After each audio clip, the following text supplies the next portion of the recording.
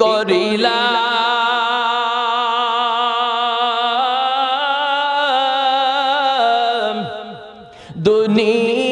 দুনিয়াতে আসিয়া দেখো রে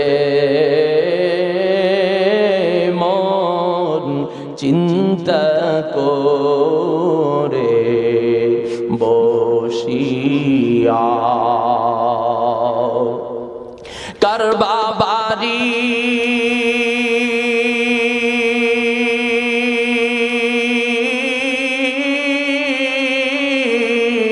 কারবা ঘর কারবা কি যখনই চলিয়া যাবে প্রাণ পাখি পাখি যখন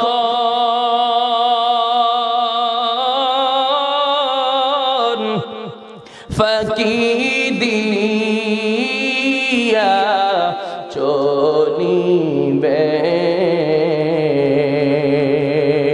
শূন্য খাঁচা কবরেতে শোয়াইবে সাপে কাটবে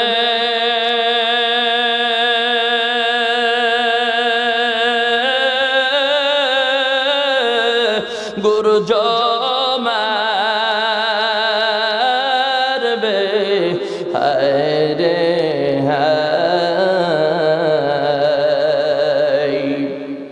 আগুন জ্বালাইয়া দিবে সর্বগায় আগুনেরি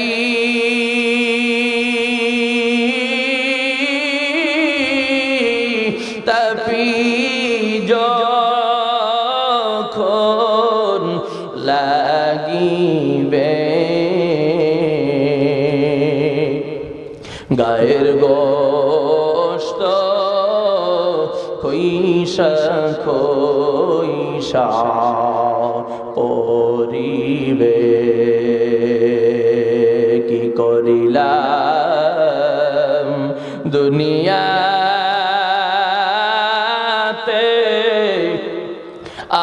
আসিয়া আল্লাহ পাক রব্বুল আলামিন এজন্যই আমাদের জন্য মেসেজ দেয় লাইন শাকারতুম লাযীদান্নাকুম ওয়া লাইন কাফারতুম ইন্না আযাবী লাশাদীদ আল্লাহ পাক রব্বুল আলামিন বলেন যেই বান্দা নিয়ামত পাওয়ার পরে নিয়ামতের শুকরগুজারি করবে যেই বান্দা নিয়ামত পাওয়ার পরে নিয়ামতের কদর করবে আমি আল্লাহ তাআলা তাদের নিয়ামতের পরিধি অনেক অনেক গুণে বেশি বাড়ায় দিব ওয়ালা ইন কাফারতুম ইন্না আযাবী লাশাদীদ আর যারা নিয়ামত পাওয়ার পরে নিয়ামতের নাশুকরি করবে মুখ ফিরিয়ে নিবে আমি আল্লাহ পাক রব্বুল আলামিন তাদের জন্য প্রস্তুত রেখেছি শক্ত আযাব কঠিন আযাব আর আল্লাহ তাআলা যেভাবে বড় আল্লাহ তাআলার আযাব গজব ঠিক সেই রকম বড় আল্লাহ তাআলা যেই রকম বড় আল্লাহ তাআলার দয়া এবং রহমত বান্দার প্রতি সেই রকম বড় এবার আল্লাহ পাক রব্বুল আলামিন নিয়ামত বলতে কি বস্তু আল্লাহ তাআলা আমাদেরকে স্পষ্ট করে জানায় দেয় আমি আপনাদের কাছেই জানতে চাই এই যে জমিনের মধ্যে বসা আছি এইটা কার নিয়ামত জোরে বলেন এই যে আসমান কোন মানুষ বানাতে পারে নাই ভিন্ন কোন প্রকৃতির মাধ্যমে ভিন্ন কোন পদ্ধতির মাধ্যমে সৃষ্টি হয় নাই আসমান যিনি বানিয়েছেন তার নাম কি জোরে বলেন শুধু তাই নয় সূর্য আমাদেরকে আলো দেয় এবং সাথে সাথে আমাদেরকে তাপও দেয় চন্দ্র রাতে আলো দেয় পানির ব্যবস্থা আল্লাহ তাআলা করে রেখেছেন, তাহলে জমিন আমার আল্লাহর নিয়ামত, আসমানও আমার আল্লাহর নিয়ামত, এই সূর্য আমার আল্লাহর নিয়ামত, চন্দ্র আমার আল্লাহর নিয়ামত। শুধু তাই নয়, এই যে প্রতিনিয়ত আমরা অনর্গল আল্লাহ তাআলার নিয়ামত পানি আমরা গ্রহণ করে থাকি, এই যে আমরা চাইলেই পানি গ্রহণ করতে পারি, এটা কার নিয়ামত? শুধু তাই নয় যে আমরা বাতাস গ্রহণ করি, বাতাস, এই যে বাতাস আমার আল্লাহ তাআলার কত বড় নিয়ামত। এই বাতাস যদি বন্ধ করে দেয়, কোন মানুষ বাঁচার মতো শক্তি নাই। একজন মানুষ যখন অসুস্থ হয়ে যায়, একজন মানুষ অসুস্থ হয়ে যাওয়ার পরে দেখবেন তাকে অক্সিজেন লাগানো হয়, আছে না নাই জোরে বলেন। শুধু তাই নয়, করোনা ভাইরাসের সময় দেখছেন এই অক্সিজেনের কত ক্রাইসিস হয়ে গেছে। এটা মানুষ যত টাকা লাগুক ক্রয় করে তারপরেও বাঁচার জন্য চেষ্টা করছে, ব্যবহার করেছে। আল্লাহ তাআলার কাছ থেকেও যদি এরকম বাতাসকে গ্রহণ করার জন্য ক্রয় করা লাগতো, এই জমিনের মধ্যে একজন মানুষও ক্রয় করে বাঁচার মতো কোনো ক্ষমতা কারো নাই। এজন্য বান্দার জন্য যেটা যত বেশি জরুরি, আমার আল্লাহ সেই নিয়ামত তত সহজ করে দিয়েছেন। সুবহানাল্লাহ বলবেন না? পানি আল্লাহ তাআলা এতটা সহজ করেছেন, পানি বান্দার জন্য যেমনি জরুরি, আল্লাহ পাক রব্বুল আলামিন পানিকে বান্দার জন্য তত বেশি সহজ করে দিয়েছেন। চাইলেই পানি বান্দা গ্রহণ করতে পারে। যেমনি জমিনের মধ্যে আল্লাহ পানির ব্যবস্থা করেছেন, আবার আল্লাহ তাআলা উপর থেকেও আসমান থেকে পানির ব্যবস্থা আছে না নাই? আবার যদি এই জমিনের তলদেশে দেন 800 ফুট, 900 ফিট, 1000 ফিট যদি আপনি এই জমিনের নিচে যদি আপনি লাইন করে যদি নিচে যান, সেখানে আল্লাহ তাআলা আপনার জন্য স্বচ্ছ পানি গ্রহণ করার ব্যবস্থা রাখছে কি রাখছে না জোরে বলে। শুধু তাই নয়, আল্লাহ বলেন বাতাসটা বান্দার জন্য অনেক বেশি জরুরি। এই জন্য আমি আল্লাহ বাতাসকে তত বেশি সহজ করে দিয়েছি, চাইলেই বান্দা টান দিয়া নাকের মধ্যে বাতাস গ্রহণ করতে পারে, আছে না নাই জোরে বলেন। আল্লাহ পাক রব্বুল আলামিন বলেন, এই যে সূর্য, সূর্য গোটা পৃথিবীতে আলো দেয়, গোটা পৃথিবীতে সূর্য আলো দেয়। এই সূর্যের আলো বান্দার জন্য অনেক বেশি জরুরি, অনেক বেশি প্রয়োজন। এজন্য আমি আল্লাহ পাক রব্বুল আলামিন, আমি আল্লাহ তাআলা এই আলোটাকে বান্দার জন্য তত বেশি সহজ করে দিয়েছি, বান্দা গোটা পৃথিবীর যেখানেই থাকুক না কেন সেই জায়গায় বসে সূর্যের আলো সে গ্রহণ করতে পারবে, কোনো সমস্যা নাই। এবার আল্লাহ পাক রব্বুল আলামিন, এবার আল্লাহ পাক রব্বুল আলামিন আমাদের জন্য নসিহত করেন। আল্লাহ পাক রব্বুল আলামিন বলেন, আলাম নাজআলিল আরদা মিহাদা। আল্লাহ পাক রব্বুল আলামিন বলেন, আমি কি জমিনকে বসবাসের উপযোগী বানাই নাই? এই জমিনের উপর আজকে আমরা বসবাস করি।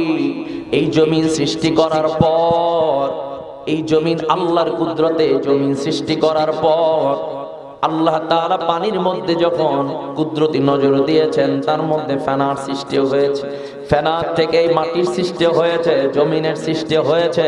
এই জমিন বানাইবার পর আল্লাহ পাক রব্বুল আলামিন দেখেন জমিন হেলতেছে, দুলতেছে।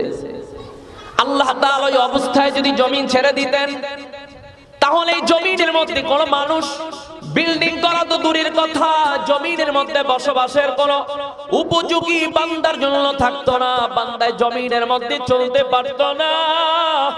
আল্লাহ পাক রব্বুল আলামিন এই জমিনকে বসবাসের উপযোগী বানাইবার জন্য আল্লাহ তাআলা এই জমিনের বিভিন্ন জায়গায়, গোটা পৃথিবীর বিভিন্ন জায়গায় পাহাড় নামীয় পেরেক মাধ্যমে আল্লাহ তাআলা জমিনকে চাপা দিয়েছেন। সুবহানাল্লাহ বলবেন না? আল্লাহ তাআলা গোটা পৃথিবীর বিভিন্ন জায়গায় পাহাড় নামীয় পেরেকের মাধ্যমে গোটা পৃথিবীর বিভিন্ন প্রান্তে আল্লাহ তাআলা পাহাড় নির্ধারণ করে পেরেক নামী ওই পাহাড় দ্বারা আল্লাহ তাআলা জমিনকে চাপা রেখেছেন, যার কারণে আমরা বসবাস করতে পারি, কোনো সমস্যা হয় না। বিল্ডিং বানাই, 8 তলা 10 তলা বিল্ডিং বানাই, কোনো টেনশন নাই। কিন্তু আমার আল্লাহ যদি পেরেক না লাগায় দিতেন, এই জমিনের মধ্যে মানুষ বসবাসের উপযোগী থাকতো না। স্বাভাবিকভাবে দেখেন মাত্র 5-10 সেকেন্ডের ভূমিকম্প, মাত্র 5-10 সেকেন্ডের ভূমিকম্প। এই 5-10 সেকেন্ডের ভূমিকম্পে দেখা যায় মানুষ ঘর বাড়ি সব সেইরা রাস্তায় চলে আসে, আছে না নাই জোরে বলেন। মানুষ ভয় আতঙ্ক হয়ে যায়, আতঙ্ক হয়ে যায়, মানুষ অস্থির হয়ে যায়, কোথায় যাবে, কি অবস্থা হবে। আল্লাহ পাক রব্বুল আলামিন এই বান্দার জন্য উপযোগী করার জন্য, আল্লাহ তাআলা বসবাসের উপযোগী করার জন্য আল্লাহ এই পাহাড় নামীয় পেরেক দ্বারা জমিনকে চাপা দিয়ে রেখেছেন। শুধু তাই নয়, আল্লাহ পাক রব্বুল আলামিন বলেন, আল্লাহ পাক সামনের দিকে আবার আমাদেরকে জানায় দেয়, আল্লাহ তাআলা বলেন ওয়াল জিবালা আওতাদা। আল্লাহ তাআলা এক নম্বরে বলেন আলাম নাজআলিল আরদা মিহাদা, জমিনকে আমি কি বসবাসের উপযোগী বানাই নাই? ওয়াল জিবালা আওতাদা, আমি আল্লাহ তাআলা পাহাড়কে কি পেরেক স্বরূপ লাগায় দেই নাই। শুধু তাই নয়, আল্লাহ পাক রব্বুল আলামিন সূরা নাবার মধ্যে নসিহত করেছেন, বয়ান করেছেন। আল্লাহ পাক রব্বুল আলামিন আবার সামনের দিকে আমাদেরকে ভিন্ন নসিহত করেন, বয়ান করেন। আল্লাহ তাআলা বলেন ওয়া খালাকনাকুম আজওয়াজা। আল্লাহ তাআলা সামনের দিকে আবার আমাদের জন্য নসিহত করেন ওয়া খালাকনাকুম আজওয়াজা, আমি আল্লাহ পাক রব্বুল আলামিন তোমাদেরকে জোড়ায় জোড়ায় সৃষ্টি করেছি। আল্লাহ তাআলা নারী এবং পুরুষ, আল্লাহ তাআলা বলেন আমি উভয়কে জোড়ায় জোড়ায় আমি আল্লাহ তাআলা সৃষ্টি করেছি। কিন্তু তারপরেও আমাদের মেধার মধ্যে, আমাদের মাথার মধ্যে সব সময় টেনশন পেরেশানি আছে না নাই? জোরে বলেন। আল্লাহ পাক রব্বুল আলামিন এই যে জোড়ায় জোড়ায় সৃষ্টি করে দিয়েছেন, আজকে আমাদের সমাজের মধ্যে বহু যুবক চিন্তায় পড়ে যায়, কোথায় যাব, কোন জায়গায় যাব, পেরেশানির মধ্যে আছি, যার কারণে অনেক সময় এই চিন্তায় পড়ে গুনাহ করতেও দ্বিধাবোধ করে না। অথচ আল্লাহ পাক রব্বুল আলামিন স্পষ্ট করেছেন আমি আল্লাহ তোমাদেরকে জোড়ায় জোড়ায় সৃষ্টি করেছি, চিন্তার কারণ নাই। গোটা পৃথিবীর যেই প্রান্তে তোমার জোড়া থাকুক না কেন, যখন সময় হবে অবশ্যই আল্লাহর কুদরতে উভয়ের সাথে সাক্ষাৎ হয়ে যাবে। এজন্য বন্ধু জবাব হলো আল্লাহ পাক রব্বুল আলামিন, আল্লাহ পাক রব্বুল আলামিন সামনের দিকে আবার বলেন ওয়াজআলনা নাওমাকুম সুবাতা। আল্লাহ পাক রব্বুল আলামিন বলেন আর তোমাদের ক্লান্তি দূর করার জন্য আমি আল্লাহ তাআলা রাত্রিকে তোমাদের ক্লান্তি দূর করার জন্য, ঘুমের জন্য, আমি বিশ্রামের জন্য উপযোগী বানিয়েছি। এই যে অনেক সময় আমরা চিন্তা করি, অনেক সময় বলি যে আল্লাহ রাত্রি কেন বানাইলো, দিন আবার কেন বানাইলো, পৃথক করার কি দরকার আছে? দিন এবং রাত্রি, দিন এবং রাত্রি উভয়টাই আল্লাহ তাআলার পক্ষ থেকে বান্দার জন্য নিয়ামত, ঠিক না বেঠিক জোরে বলে। কারণ এই যে রাত্রি আল্লাহ তাআলা রেখেছেন, আল্লাহ পাক রব্বুল আলামিন রাত্রির ব্যবস্থা করেছেন কেন? মানুষ সারাটা দিন পরিশ্রম করে, সারাটা দিন মানুষ কাজ করে, এই মানুষটা শরীরের জন্য বিশ্রামের দরকার আছে না নাই? এই যদি সারা দিন যদি আল্লাহ তাআলা শুধু দিনই রাখতেন, যদি রাত্রির ব্যবস্থা না রাখতেন, তাহলে এক সময় মানুষের এই চলতি পথ তার থেমে যাইত, মানুষ থেমে যাইত, মানুষ সমাজের মধ্যে চলতে মানুষের জন্য মুসিবত হয়ে যাইত। যার কারণে আল্লাহ তাআলা এই দিনকে ভাগ করে অর্ধেক আল্লাহ তাআলা দিন করেছেন, অর্ধেক রাত্রি করেছেন। দিনে মানুষ পরিশ্রম করবে, রাতে আবার বান্দা বিশ্রামের জন্য যখন বিছানায় শুয়ে যাবে, এই বাকিটা টাইম যখন বান্দা তার শারীরিক সুস্থতা রাখার জন্য এই আল্লাহ তাআলা এই রাত্রিকে ব্যবহার করে বান্দা যখন বিশ্রাম করবে, যখন ঘুমায় যাবে, সারা দিনের ক্লান্তি আল্লাহ পাক রব্বুল আলামিন ঘুমের মধ্যে কাটায় দিবি। তাহলে রাত্রির প্রয়োজন আছে না নাই? জোরে বলেন। শুধু তাই নয়, আল্লাহ পাক রব্বুল আলামিন বলেন ওয়াজআলনাল লাইলা লিবাসা, ওয়াজআলনাল লাইলা লিবাসা। আল্লাহ পাক রব্বুল আলামিন বলেছেন এবং রাতকে আমি বানিয়েছি আবরণ স্বরূপ, অর্থাৎ যেটাকে পোশাক বলা হয়, পোশাক। এই রাত্রিকে আল্লাহ তাআলা আবরণ স্বরূপ, পোশাক স্বরূপ আল্লাহ তাআলা মুমিনের জন্য, মানুষের জন্য বানিয়েছেন। শুধু তাই নয়, আল্লাহ পাক রব্বুল আলামিন সামনের দিকে আবার বলেন ওয়াজআলনান নাহারা মাআশা। আল্লাহ পাক রব্বুল আলামিন বলেন এবং দিনকে আমি জীবিকা নির্ধারণের জন্য, জীবিকা গ্রহণের জন্য আমি আল্লাহ পাক রব্বুল আলামিন দিনকে আমি নির্ধারণ করেছি। এই যে দিন আল্লাহ তাআলা নির্ধারণ করেছেন মানুষের রিজিক অর্জনের জন্য, রিজিক অন্বেষণের জন্য। কারণ এই দুনিয়ার মধ্যে আমরা যারা বসবাস করি এবং যত মাখলুক আল্লাহ তাআলা সৃষ্টি করেছেন, সব সৃষ্টির রিজিকের ব্যবস্থা যিনি করেন তার নাম কি? নাকি ভিন্ন কোনো পদ্ধতিতে হয়? জোরে বলেন। আল্লাহ পাক রব্বুল আলামিন বলে দুনিয়ার মানুষ, এই দুনিয়ার মধ্যে যত নাজ নেয়ামত তোমরা দেখো, এই নাজ নেয়ামতের মূল্য যদি আমি আল্লাহর কাছে একটা মাছির পাখার সমান দাম যদি আমি আল্লাহর কাছে হতো, আমি আল্লাহ কোন কাফের মুশরিকরে এক ডোব পানিও আমি আল্লাহ পান করতে দিতাম না। আল্লাহর কাছে এর কোনো মূল্যই নেই। আমরা অনেক কিছু মনে করি। তাহলে বন্ধু এখান থেকে বোঝার বিষয় হলো আল্লাহ পাক রব্বুল আলামিন কালামের মধ্যে বলেন সুম্মা লাতুসআলুন্না ইয়াওমাইযিন আনিন নাঈম।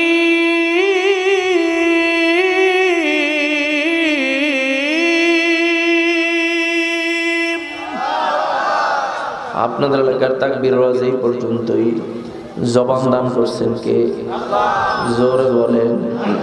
তাহলে আল্লাহর দেয়া জবান দ্বারা সে আল্লাহর বরত্ব প্রকাশ করার দরকার আছে না নাই?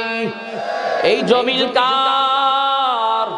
হয় না এই আওয়াজে হবে না, মুমিনের আওয়াজ এতটুকু আওয়াজ হতে পারে না। এই জমিন কার? এই আসমান কার? তাহলে আল্লাহর জমিনের সবচেয়ে বৃহৎ আওয়াজ যদি হয়, সেটা কোন দুনিয়ার ব্যক্তির নামের হবে না, সেটা আমার আল্লাহর নামের আওয়াজ জোরে হবে। ঠিক না বেঠিক? জোরে বলেন। তাহলে শরীরের সব শক্তিটুকু ছেড়ে দিয়ে আরো জোরে চিৎকার দিয়া বলেন আল্লাহু আকবার। হয় নাই? আরো জোরে আওয়াজ দিয়া বলেন আল্লাহু আকবার। সবচেয়ে বড় কে? চিনলাম না। দুনিয়ার মানুষ যদি একটু সামান্য বিপদে এগিয়ে আসে, তার জন্য জীবন দিয়া দেই, আছে না নাই? জোরে বলে। দুনিয়ার মানুষ একটু সামান্য বিপদে পাশে দাঁড়ালে তার কথা ভুলতে পারি না, কিন্তু আমার আল্লাহ ডাক দেয়া বলে গোলাম, আমি আল্লাহ একটা সেকেন্ড যদি তোর দিক থেকে কুদরতি নজরটা ফিরাইয়া নেই, এই জমিনের মধ্যে বাঁচার মতো ক্ষমতা কোন মাখলুকের থাকবে না। আল্লাহর দয়া ছাড়া বাঁচার কোন সুযোগ আছে নাকি? জোরে বলেন। এবার ফাইনাল জবাব হলো প্রত্যেকটা বিষয় আল্লাহ তাআলার পক্ষ থেকে আমাদের জন্য নিয়ামত। শুধু তাই নয়, আল্লাহ পাক রব্বুল আলামিনকে জানার জন্য, আল্লাহ তাআলাকে জানার জন্য দরকার আছে না নাই? জোরে বলেন। কারণ আজকে আমরা দেখা যায় দোকানপাটে যখন বসি, অন্যের গিবত শিকায়ত কইরেই সময় পাই না, কিন্তু আল্লাহর সৃষ্টি নিয়ে তাফাক্কুর গবেষণা করার মতো সময় আমাদের নাই। ঠিক না বেঠিক? জোরে বলে। শুধু দোকানে বসলেই, এক জায়গায় বসলেই দেখবেন কার মেয়ের কি অবস্থা, কার ছেলের কি অবস্থা, কার মেয়ে হিজরত করলো, কার কোথার পিছনে কি দোষ আছে, এগুলা চর্চা করতে এত মজা লাগে।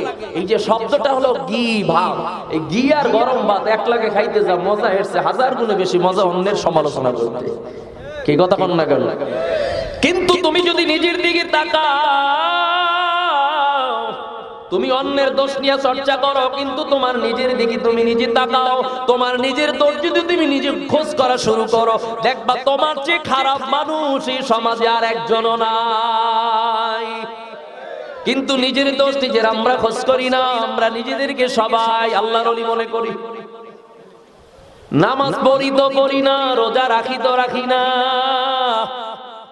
এরপরেও মনে মনে চিন্তা করি জান্নাতে আমি যদি না যাই, এমন কোন মানুষ তো আমার চোখে বাজে না যে আমার এলাকার থেকে জান্নাতে যেতে পারবে। এমন লোক আছে না নাই? জোরে বলেন। তাহলে বন্ধু জবাব হলো আল্লাহ পাক রব্বুল আলামিন আজকে যারা জমিনের মধ্যে বসে এই নিয়ামত গ্রহণ করার পরেও আল্লাহ তাআলার নিয়ামত গ্রহণ করার পরে যে মানুষগুলো নাশুকরি করবে, আল্লাহ পাক রব্বুল আলামিন দুনিয়ার মানুষকে ডাক দেয়া বলে, গোলাম আমি আল্লাহ এত কিছু দেওয়ার পরও আজকে তোমরা আমি আল্লাহর গোলামি করো না, ইবাদত করো না। এই মানুষগুলাই দুনিয়া থেকে বিদায় হওয়ার পর আল্লাহ তাআলার আদালতে যেদিন আসামির কাঠগড়ায় দাঁড় হয়ে যাবে, ওই দিন তারা আবার মনে মনে চিন্তা করবে, আল্লাহর কাছে আবেদন করবে, আল্লাহ বুঝতে পারি নাই এজন্য নামাজ পড়ি নাই, বুঝতে পারি না এজন্য রোজা রাখতে পারি নাই, বুঝতে পারি না এজন্য কোরআন হাদিসের কথা শুনতে পারি নাই, মানতে পারি নাই।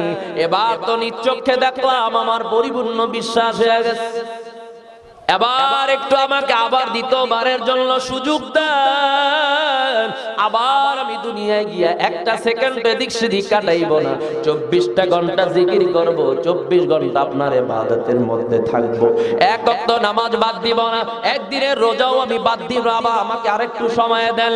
আল্লাহ পাক রব্বুল আলামিন ডাক দেয়া বলবে, যেখানে 40, 50, 60, 70, 80, 100 বছর 200 বছর তোকে দান করেছি, এই 100, 200 বছর পরেও তুই আমি আল্লাহর হুকুম মানতে পারো নাই, গোলামি করতে পারো নাই।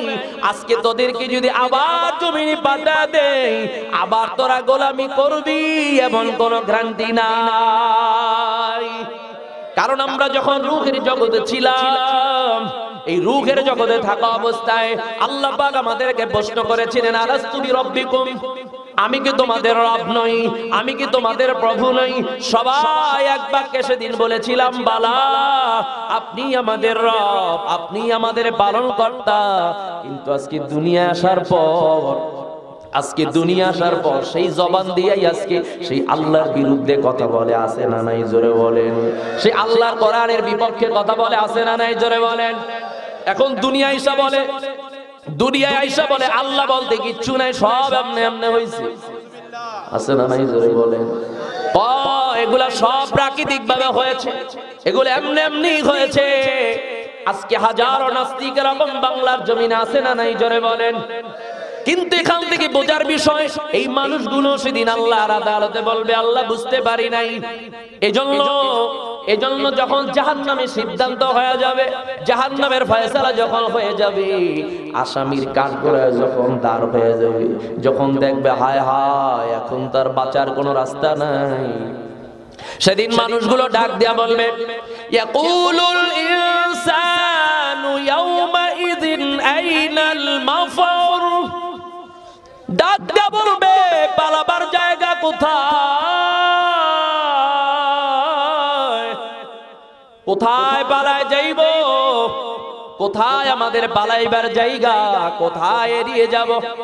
ডাক দেয়া বলবে, কাল্লা লা ওয়াযার, না না, এড়িয়ে যাওয়ার মতো তো কোনো জায়গা নাই, পালিয়ে যাওয়ার মতো তো কোনো স্থান নাই।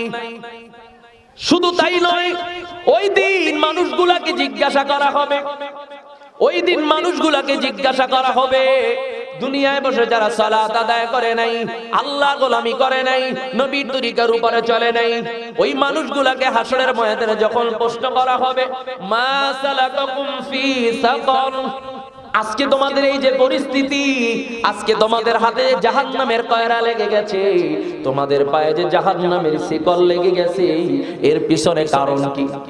দুনিয়ায় বসে এমন কি কাজ করেছো যার কারণে আজকে তোমরা জাহান্নামের আসামি হয়ে গেছো? ওই মানুষগুলো সেদিন ডাক দেয়া বলবে, ক্বালু লাম নাকু মিনাল মুসাল্লিন,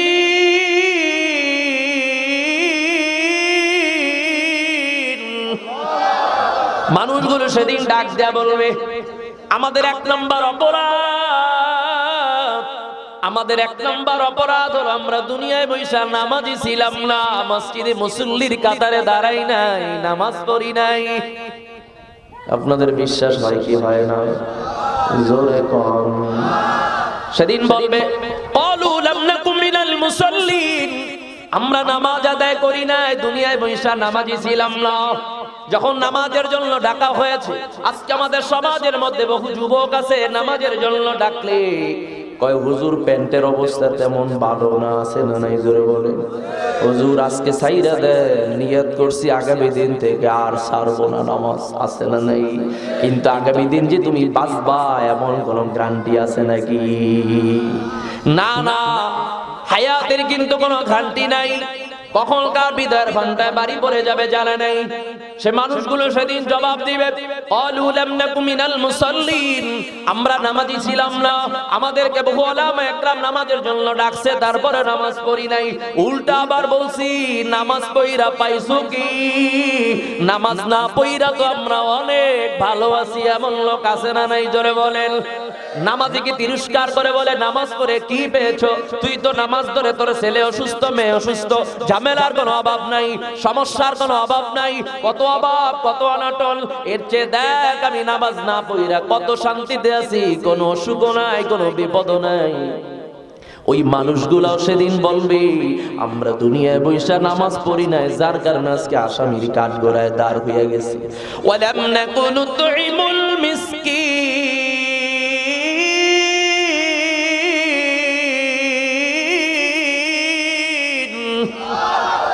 দ্বিতীয় নাম্বার আমাদের দোষ, আমরা সমাজের মধ্যে অসহায় ইয়াতিম মিসকিনদের হক মাইরা খাইছি। এমন আল্লাহর তো এলাকার মধ্যে নাই। কতক্ষণ না কেন? হক কয় প্রকার? দুই প্রকার, জোরে বলেন। একটা হলো হকুল্লাহ, আল্লাহর হক, আর একটা হলো হকুল ইবাদ, যেটা হলো বান্দার হক। আল্লাহর হক নষ্ট করেছো, নামাজ পড়ো নাই, আল্লাহ চাইলে মাফ করতেও পারে, নাও করতে পারে, তার ইচ্ছা। রোজা রাখো নাই, বলছো আমার বাসায় কি চালের অভাব আছে নাকি, আমি কেন রোজা রাখবো? যাও, আল্লাহ চাইলে তোরে মাফ করতে পারে, এটা আলাদা বিষয়। টাকা আছে তারপরে যাকাত দাও নাই, বলছো মাথার গাম পায়ে ফালাই ইনকাম করছি, হুজুররা ফতুয়া দিলেই কি দিয়ে দিবি? দেশ নাই, কোনো সমস্যা নাই, আল্লাহ চাইলে মারতেও পারে, মাফও করতে পারে। এটা সম্পূর্ণ আল্লাহ তাআলার ইখতিয়ার। হাজারো কোটি টাকার মালিক, কিন্তু তারপরও কাবা বাইতুল্লাহ যায় না, এমন লোক আছে না নাই?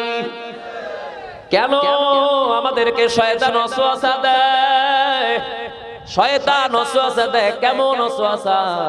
কয় হুজুর দোয়া করবেন, এখনো দুইটা ছেলে একটা মেয়ে বিবাহ দেওয়ার বাকি আছে, এইটা ক্লিয়ার হয়ে গেলি নিয়ত করছি হজ করতে চলে যাব। আছে না নাই জোরে কোন? আছে। মেয়ে বিবাহ দিয়া ছেলে বিবাহ করাইয়া হজে যাওয়া লাগবে, ফতুয়া আপনি কোন জায়গা পাইলেন? মেয়ে ছেলে যে আপনি বিবাহ দিয়া দুনিয়ার থেকে যেতে পারবেন এমন কোন গ্যারান্টি আপনার আছে নাকি?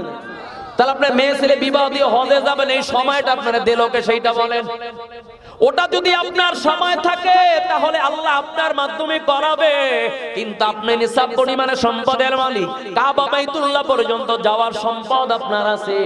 আপনার ছেলে মেয়ে বিবাহ দেওয়া আগে আপনার জরুরি নয়, ওটা আল্লাহ যখন কবুল করবে আপনার চেষ্টা করতে থাকবেন, তখন আল্লাহর পক্ষ থেকে ফয়সালা হয়ে যাবে। এজন্য ফরজ বিধান ছেলে মেয়ে বিবাহর ওসিলা দিয়া হজের মতো ফরজ বিধান বাদ দেওয়ার কোনো সুযোগ শরীয়তের মধ্যে নাই। আমি মাঝে মধ্যে বলি, এক লোক আমার কাছে একদিন বলে, কয় আমি যে মালিকের কাজ করি অনেক ভালো, মাশাআল্লাহ ভালো, কি তার গুণ আছে? কয় ব্যক্তি নিয়াত করেছে এলাকার মধ্যে প্রায় 50টার মতো দেশের মধ্যে মসজিদ উঠিয়ে তারপরে হজে যাবে। আমি বললাম 50টা মসজিদে হজে যাবে, তার মানে? নিয়ত করছি উঠে তারপরে যাবে। আমি বললাম 50টা মসজিদ উঠানো কি তার জন্য ফরজ, না হজ করা ফরজ? কতক্ষণ না কেন? এই উল্টা কাজ আমাদের সমাজের মধ্যে। এজন্য আল্লাহ পাক রব্বুল আলামিন অগ্রিম আমাদেরকে জানায় দিয়েছেন, ওই মানুষগুলো ডাক দিয়া বলবে, ওয়ালাম নাকুনু তুইমুল মিসকিন। আমাদের দ্বিতীয় নাম্বার দোষ হলো আমরা মিসকিনদের হক মাইরা খাইছি। আছে না নাই জোরে কোন? এজন্য আমি মাঝে মধ্যে বলি, এই সমাজের মধ্যে হাজারো মানুষ আছে যারা সিজদা দিতে দিতে কপালে দাগ পড়ে গেছে, কিন্তু বান্দার হক নষ্ট করার কারণে আল্লাহর আদালতে আসামির কাঠগড়ায় দাঁড় হয়ে যাবে। ওই বান্দা যতক্ষণ পর্যন্ত মাফ না করবে ততক্ষণ পর্যন্ত আল্লাহ বান্দাকে ক্ষমা করবে না। বান্দার হক এটা খুবই মারাত্মক। যেমন অনেক সময় আমরা দেখি অন্যের বাগানের সুপারি না বইলা নিয়া কাঁচা সুপারি দিয়া পান খায়, এমন আল্লাহ ওয়ালা লোক আছে না নাই? উনি কাঁচা সুপারি ছাড়া পান ভাল লাগে না, নামাজ পড়ে বের হই আরেকজনের বাগানে তফ কইরা মোটামুটি কায়দায় যা পাইছে তাতে মোটামুটি 2-4 দিন চলে যাবে, আছে না নাই? জোরে করে। আপনি মনে করছেন এটা সামান্য জিনিস? না না, 1 টাকাও হক, 1 লক্ষ টাকাও হক, ঠিক কিনা? জোরে কর। শুধু তাই নয়, এমন মানুষ আমাদের সমাজের মধ্যে আছে, কয় হুজুর দোয়া করবেন, মাশাআল্লাহ চেষ্টা করতেছি বাড়ির ভিতরে পর্দা করার জন্য। ভালো জিনিস আপনি পর্দা করতেছেন, কিভাবে পর্দা করছেন? কয় বাড়ির চতুর্পাশে বেড়া দিয়ে আটকে দিস। কি দিয়া বেড়া দিয়েছেন? কয় সুপারি বাইল। এই সুপারি বাইল সব মনে আপনার বাগানের? কয় না, এদিক সেদিক অন্যের বাগানে সুপারি বাইল দিয়া চতুর্দিকে বেড়া দিয়েছে, আছে না নাই? জোরে করে। পর্দা করে আরেকজনের হক নষ্ট কইরা যতই বেড়া দেন না কেন এড়ায় যাওয়ার মতো কিন্তু কোনো সুযোগ নাই। এটা কি হক না? হক না? আরেকটা জিনিস আমাদের সমাজের মধ্যে আছে, আপনাদের সবার বাড়ি তাল গাছ আছে নাকি? সবার আছে তাল গাছ? নাই। কিন্তু একটু জরিপ করে দেখবেন, যার তাল গাছ আছে তার বাড়ি 10টা তাল খোঁজ কইরা পাবেন না, কিন্তু যার বাড়ি তাল গাছ নাই দেখবেন তালের বোঝাই সব মনের বলে ফেরেশতারা বাড়ি চেনে না, এই জন্য ওনার বাড়ি রেখে গেছে। কি কথা কন না কেন? যার তাল গাছ আছে, হ্যাঁ তাল খোঁজ করে পায় না, আর মাথার উপরও যদি তাল পড়ে আগে যে টোকায় নিতে পারবে তাল তার, এমন আলামত আছে না নাই? জোরে বলেন। কাজী বন্ধু, কাজী এখান থেকে পাই না জবাব। আল্লাহ পাক রব্বুল আলামিন প্রত্যেকটা নিয়ামতের হিসাব নিবে, তবে চালাক ব্যক্তিদের জন্য বলতে চাই, চালাক ব্যক্তিদের জন্য বলতে চাই, এরা মাঝে মধ্যে সুযোগ গ্রহণ করে। এই যেমন রমজান মাস চলে গেছে, রমজান মাসে বহু বেরোজাদার এই সুযোগকে গ্রহণ করেছে যে এই মাসে যা খামু কোনো হিসাব নাই, কোনো নিকাশ নাই, কিন্তু আমার আল্লাহ মুমিনের জন্য ভিন্ন ঘোষণা দিয়ে জানায় দিয়েছে, যারা আল্লাহর খালি গোলাম, যারা নিয়ামত পাওয়ার পরে শুকরগুজারি করে, যারা নিয়ামত পাওয়ার পরে আল্লাহ তাআলার গোলামি করে, আল্লাহ তাআলার প্রতি রাজি এবং খুশি থাকে, ওই বান্দা হাজার হাজার নিয়ামত গ্রহণ করবে। আমার আল্লাহ এই শুকরগুজারি বান্দার কাছ থেকে গোটা জিন্দেগীর কোন নিয়ামতের হিসাব আমার আল্লাহ নিবে না। এজন্য আল্লাহ তাআলার নিয়ামত, এজন্যই তো হাদিসের মধ্যে আসছে আল্লাহ তাআলার সৃষ্টি নিয়ে তাফাক্কুর করো, আল্লাহর সৃষ্টি নিয়ে গবেষণা করো, আল্লাহকে নিয়ে নয়। আমরা তো আল্লাহকে নিয়ে গবেষণা করি, আল্লাহ বুঝলাম সব কিছু বানাইছে, কিন্তু তারে বানাইলো কে? এরকম কিছু বুদ্ধিজীবী আছে না নাই? জোরে বলেন।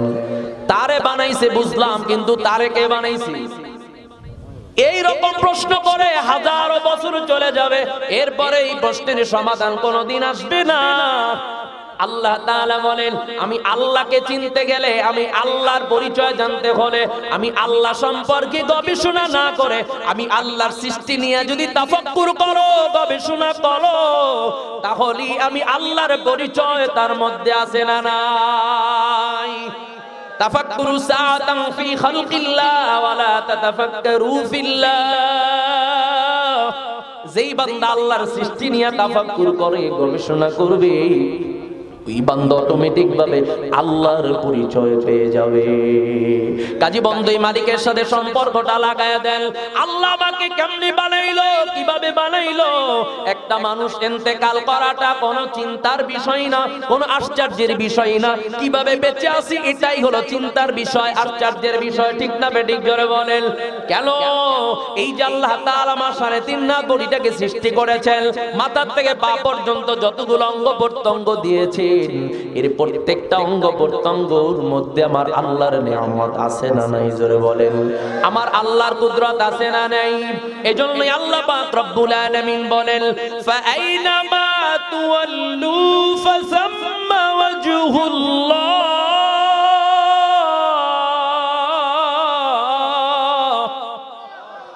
বান্দা তুই কোথায় আমি আল্লাহকে তালাশ করো, গোটা পৃথিবীর যেই দিকে তাকাবি সেই দিকে আল্লাহর পরিচয় আছে না নাই? আল্লাহ পাক বিন্নাতের মধ্যে আবার আমাদেরকে জানায় দেয়, নাহনু আকরাবু ইলাইহি মিন হাবিলিল ওয়ারিদ।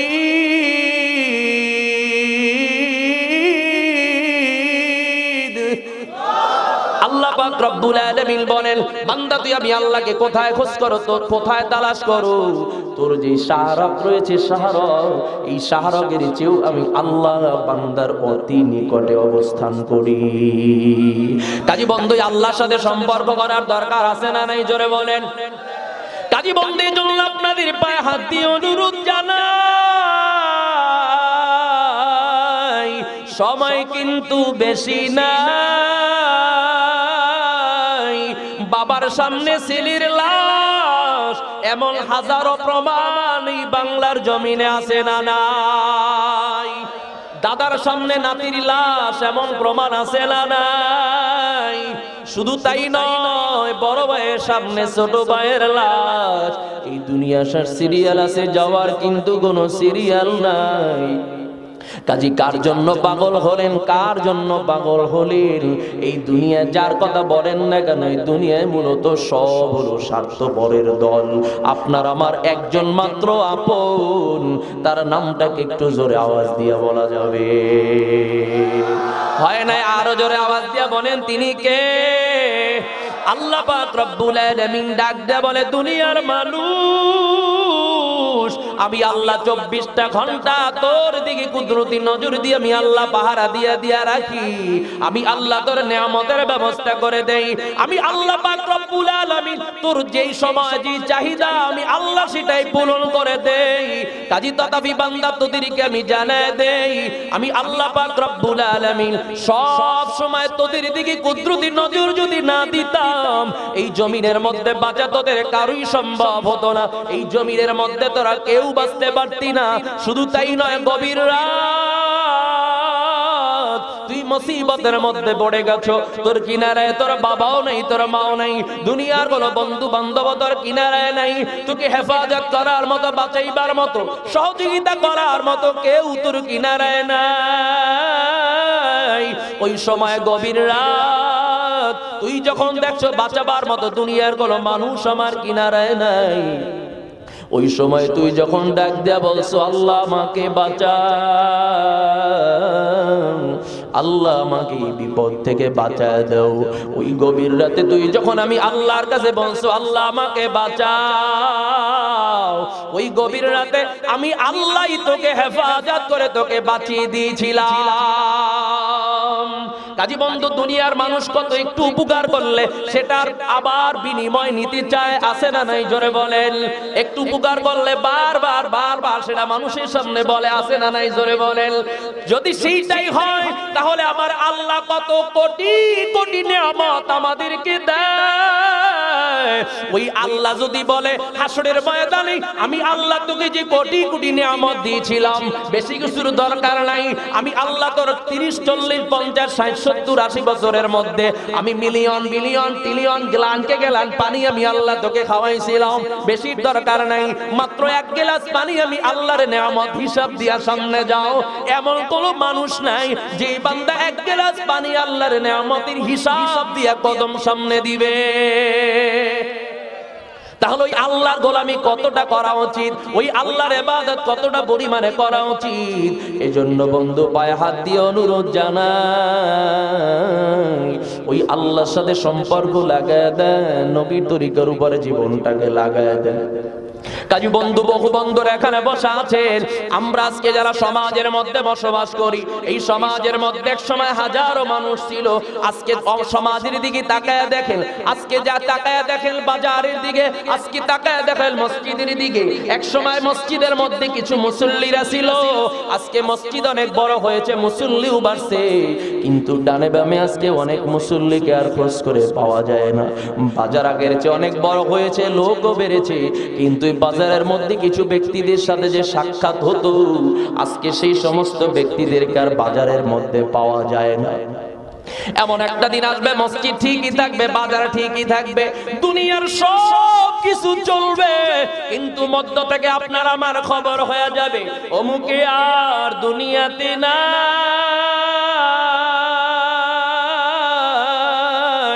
আর যার জন্য একবার খবর হয়ে যাবে নাই নাই, এই দুনিয়াতে আর কোনো দিন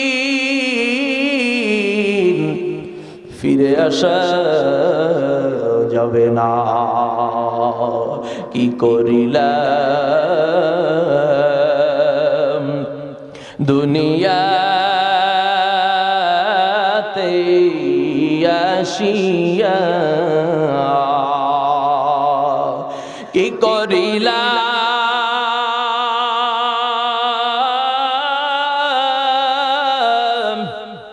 দুনিয়াতে আসিয়া। দেখো রে মন চিন্তা করে বসিয়া,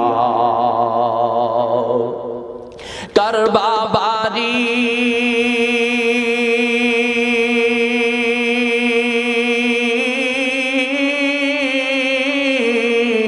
করবা ঘর,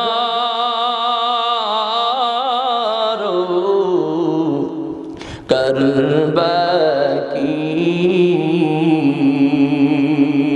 যখনই চলিয়া যাবে প্রাণ পাখি, পাখি যখন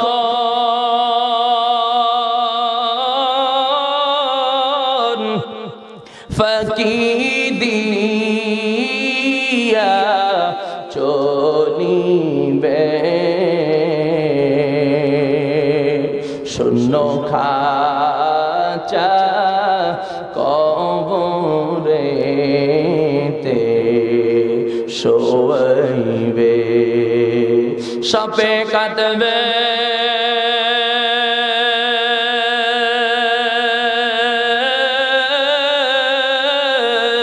গুরু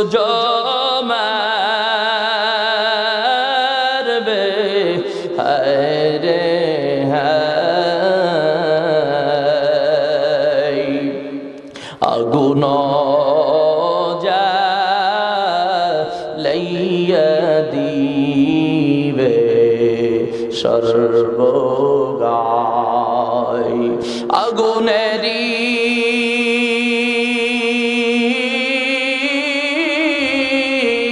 তাপি যখন লাগিবে গায়ের গোশত খইসা খইসা পরিবে,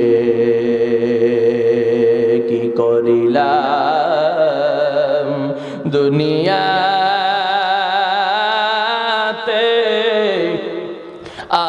আসিয়া,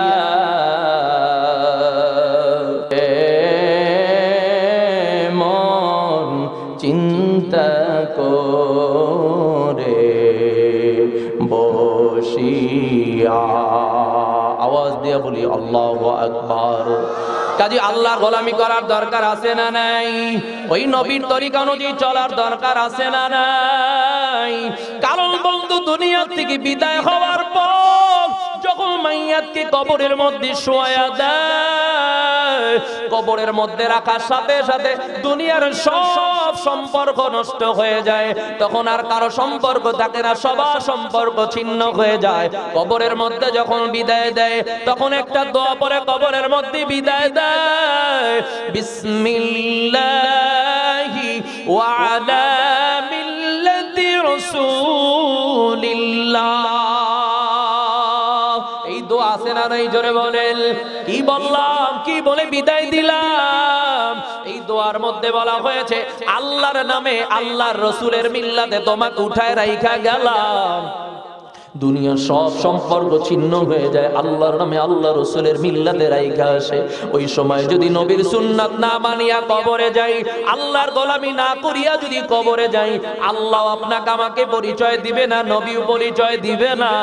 যেমনি ভাবে দুনিয়ার মধ্যে বসে যেই ব্যক্তিকে অনুসরণ করো, ওই ব্যক্তির সঠিক কথা যদি তুমি না মানো, ওই ব্যক্তির পদঙ্ক অনুসরণ করে যদি তুমি না চলো, জবনে যতই বলো আমি তোমাকে অনুসরণ করি, সেই কথার যেভাবে ভিত্তি নেই।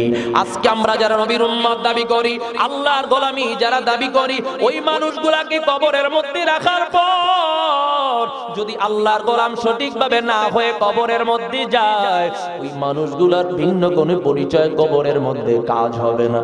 এজন্য আমি মাঝে মধ্যে বলি, কবরে রাখার পরে দেখবেন অনেক মানুষ পেরেশানি করে, হায় হায় কবরে লাশ রাখছো, মাথা কি কিবলার দিকে ঘুরাইছো নাকি? আছে না নাই জোরে বলেন। এরপরে মরার পর বডিটা যখন শক্ত হয়ে যায়, এই ঘাটটারে দইরা জোর করে কিবলার দিকে ফিরিয়ে দেয়, আছে না নাই জোরে বলেন। ভাই মাথা কিবলার দিকে ফিরা।